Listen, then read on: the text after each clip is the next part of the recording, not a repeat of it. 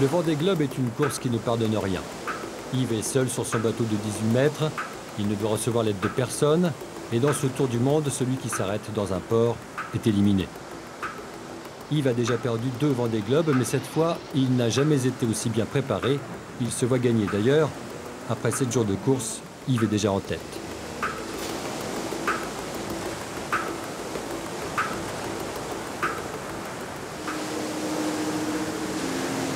Dans les 40e rugissants, les vents sont de nouveau favorables. Rafale à 80 km/h, le bateau fonce à plus de 50 km/h. Yves prend tous les risques. Soudain, une rafale plus puissante encore fait dévier le bateau de sa trajectoire. Yves est à l'intérieur. Le pilote automatique qui commande le bateau ne parvient pas à rétablir la situation. Le bateau repart, accélère, s'emballe et à pleine vitesse se plante le nez dans une vague. Ah là là là, c'est une catastrophe. Et non, c'était pas un cauchemar, j'ai pas rêvé. Pas d'Aquitaine Innovation. Cassé en 3 morceaux.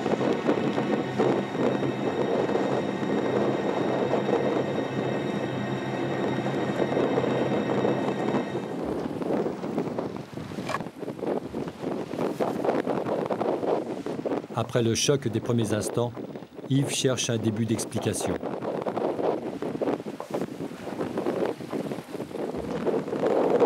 J'ai mon Mac. Erreur de ma part. Yves a sans doute trop tiré sur son bateau. Dans cette situation, d'autres auraient déjà abandonné ou demandé assistance. D'ailleurs, pour tout le monde, Parlier et le Vendée Globe, c'est terminé. Yves, lui, n'est pas abattu. Il s'est même démené des heures pour ramasser son mât, récupérer ses voiles. Et maintenant, sur un bateau instable et dans un froid glacial, le voilà qui s'apprête à monter en haut de son mât cassé. Voilà, j'ai tout préparé. J'ai fait pipi, prêt à aller en haut du mât. C'est une manip qui va durer environ, si j'arrive à tout faire ce que je veux faire, 3 heures. Alors, je pars avec des calories dans le ventre.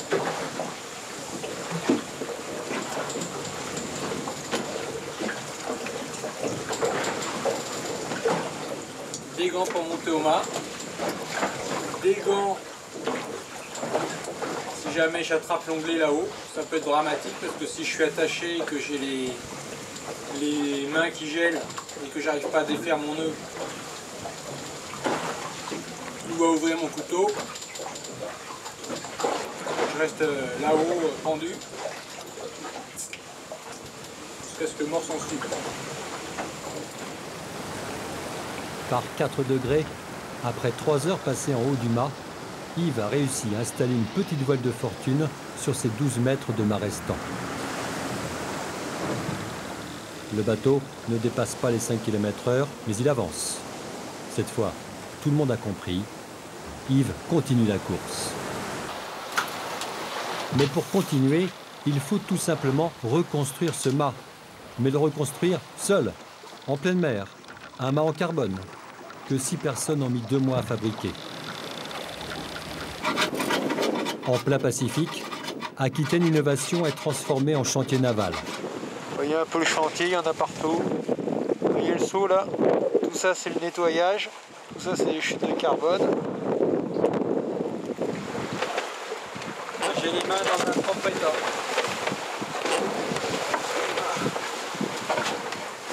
Je fais mes belles mains. Ah, elle vaut cher hein, cette pièce. Il y a des heures de travail. Si je compte, 13 heures de travail hier. Ce matin, environ 5 heures. Ça fait déjà 18 heures de travail sur cette pièce. 200 francs de l'heure, 4600 francs.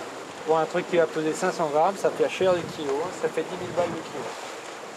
Voilà mes 3 coquilles de bord d'attaque et les 2 flancs. Le mât va venir au milieu.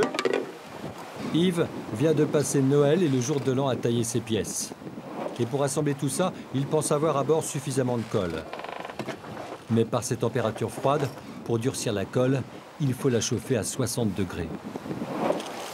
J'avais commencé par imaginer un four à base de mon but à gaz, mais en fait ça m'a paru trop compliqué et trop dangereux. Il faudrait donc un four électrique. Mais à bord, il n'y en a pas.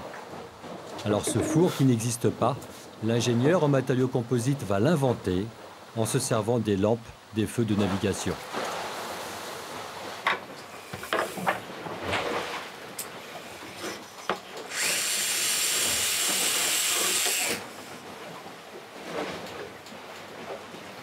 Là, je suis en train de fabriquer la rampe de lampe pour chauffer.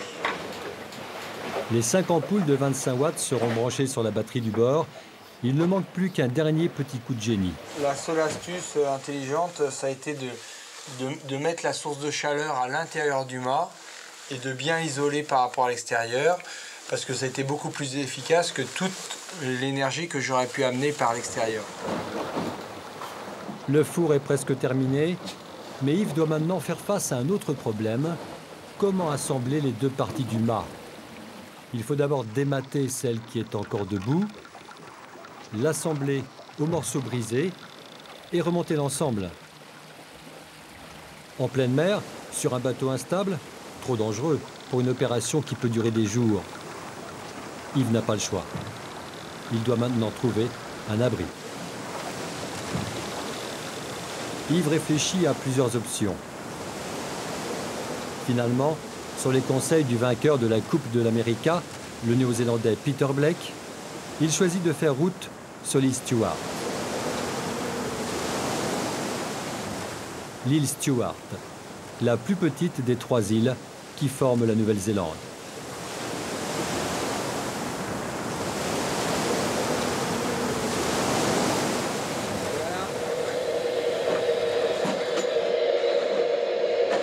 Voilà le petit four. Super, je suis content de mon collage. Je peux vous dire que ça fait plaisir. Et j'arrive en Nouvelle-Zélande. Alors j'ai eu une frayeur, mais alors incroyable. Je suis arrivé nez dans la falaise. Je suis sorti à ce moment-là. Vous avez vu par où il faut que je passe?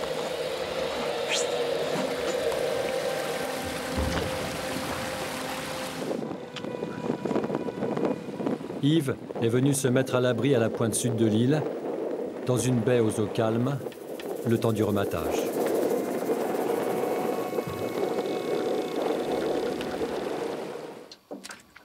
Tout de suite, Yves, qui est toujours en course, précise à ses nouveaux voisins ce qui est interdit. Il ne faut pas toucher le bateau, ne pas toucher le concurrent, ne fournir aucune aide, même médicale.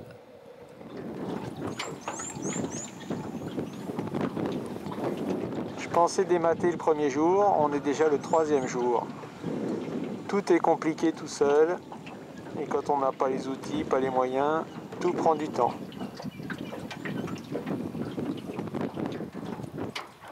Les 6 jours qui suivent ressemblent à cela. Réfléchir, calculer, puis vérifier que les 2 morceaux de mât s'emboîtent bien.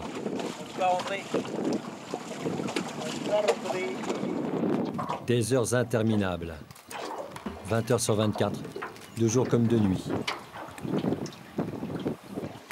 Et le plus souvent sous une pluie glaciale. Le 7e jour, c'est le moment de vérité, l'assemblage. Les 2 morceaux de mât sont emboîtés. Il faut maintenant faire durcir la colle. En moins de 5 minutes, sinon l'aventure s'arrête là. Le four est à l'intérieur du mât. La température doit monter à 60 degrés et vite. Yves ajoute alors ses vêtements polaires, ses couvertures de survie pour bien garder la chaleur. 5 longues minutes. La colle a durci. Les 2 morceaux tiennent. Ça marche.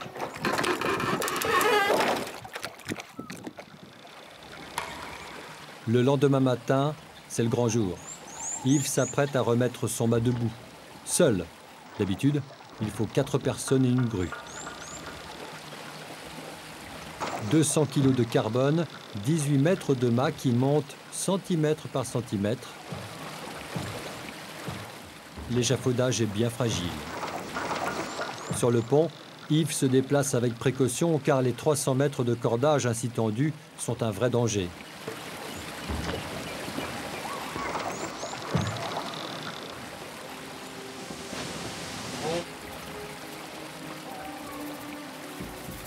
Après 36 heures d'efforts et de suspense, le mât est debout. La course, l'histoire continue.